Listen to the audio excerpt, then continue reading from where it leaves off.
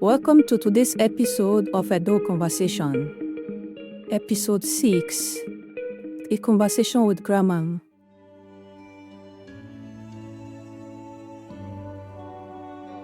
You know what?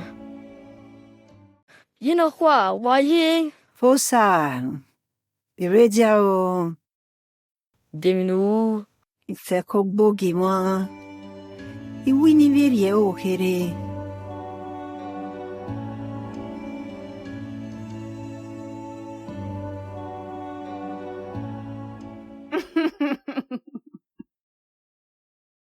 Ewa dilere mo.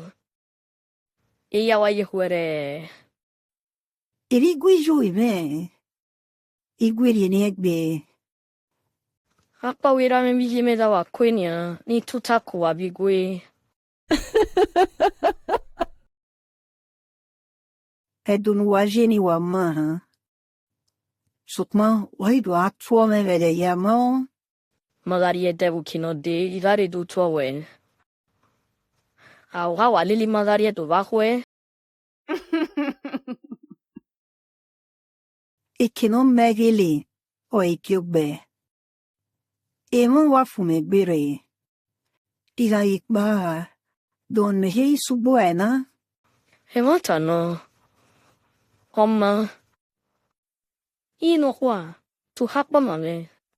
Zimbirire. Yanahiari Butala Seba. Mawa tu Hanibumawa.